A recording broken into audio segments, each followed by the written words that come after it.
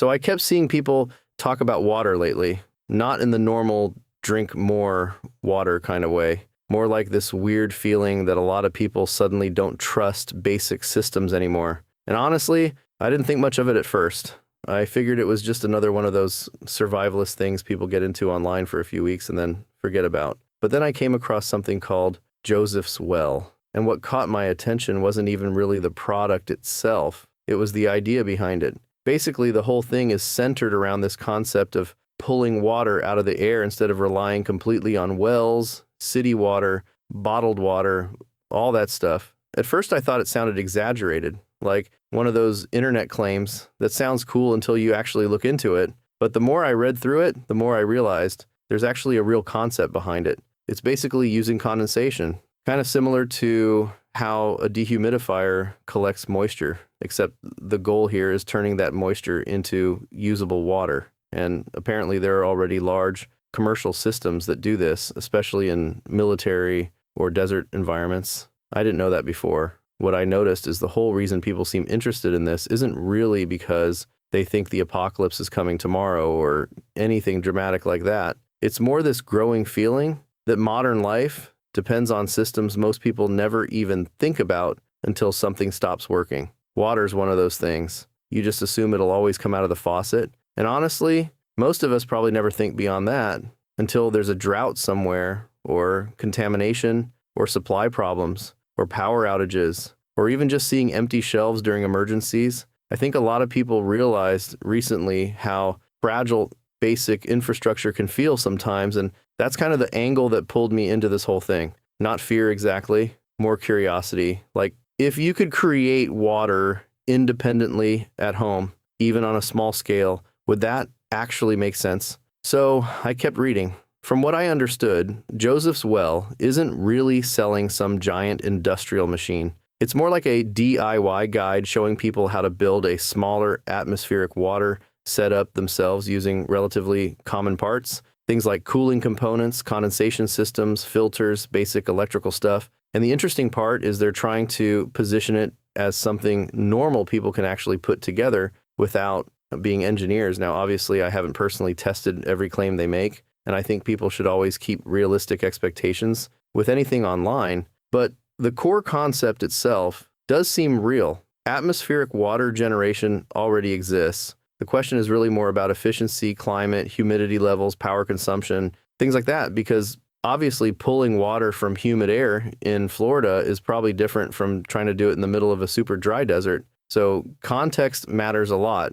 That's one thing I appreciated, actually. The whole thing didn't feel like they were saying this magically replaces every water source forever. It felt more like an alternative layer of backup or independence. And honestly, I can kind of understand why people are drawn to that idea right now, especially people into off-grid living, preparedness, homesteading, camping, or just reducing dependency on utilities. I also noticed the emotional side of it. The sales page talks a lot about protecting family, being prepared before problems happen, not waiting until systems fail to start thinking about solutions. And even if you remove all the dramatic language, I think there's still something relatable underneath it. A lot of people do feel uneasy lately, not necessarily because everything's collapsing, but because life feels less stable than it used to. Prices go up, utilities fail, supply chains get weird. Things happen faster than people expect. And when you think about it like that, having some kind of independent water option suddenly doesn't sound as strange.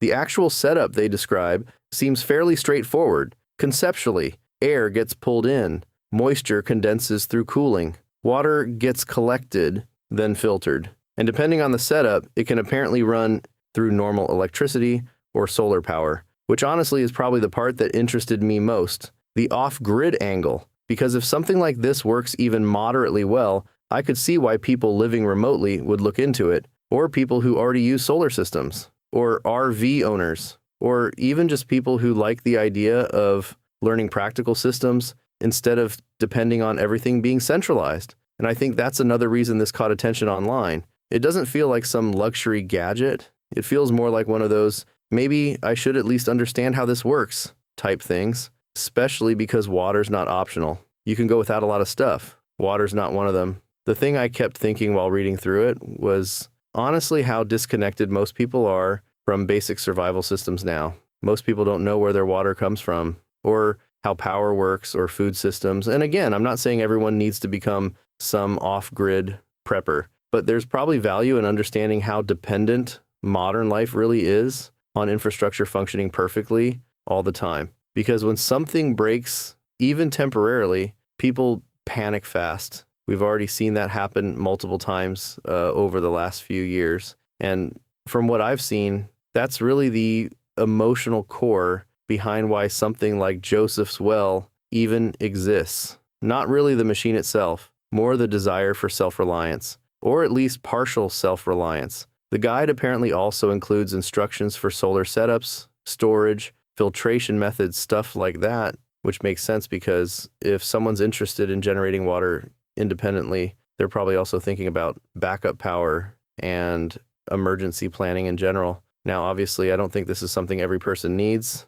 and I definitely don't think people should blindly believe huge marketing promises online. That applies to literally anything. But I do think the idea itself is interesting, especially because atmospheric water generation is a real thing, not science fiction. And honestly, even just learning how these systems work could probably teach people a lot about water, humidity, energy use, filtration, all that stuff. I also think this probably makes the most sense for a certain type of person. People already interested in preparedness, off-grid living, homesteading, emergency backup systems, people living in drought-prone areas, or honestly just people who like practical DIY projects. Because from what I could tell, the appeal isn't really buy this miracle product. It's more like, here's a way to potentially create another layer of independence. And I think that distinction matters. The other thing I noticed is that the whole presentation leans heavily into faith and biblical themes. That's obviously going to resonate strongly with some people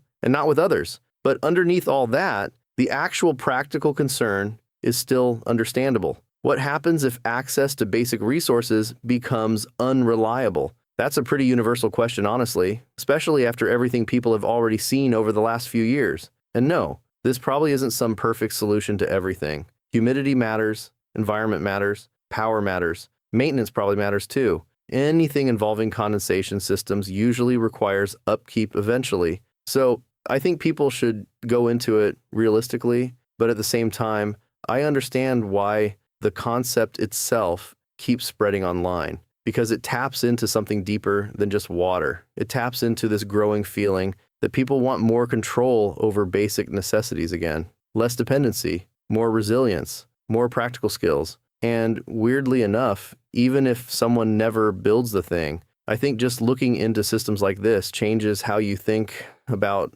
modern life a little bit. You start realizing how much we assume will always be there until one day, maybe it isn't. Anyway, I just found the whole thing interesting, especially because at first I completely dismissed it. Then I started realizing there's actually a real technology behind the idea, even if some of the marketing gets dramatic. And honestly, I think that's probably the best way to approach stuff like this. Stay curious, stay realistic, look into things yourself, and decide whether it actually makes sense for your situation. Because for some people, this probably feels unnecessary. For others, especially people already thinking about water, security, or off-grid living, it might genuinely feel useful. It probably just depends on where you live, how you think, and what kind of lifestyle you're trying to build. If you want to check how it actually works, I left the official page in the description.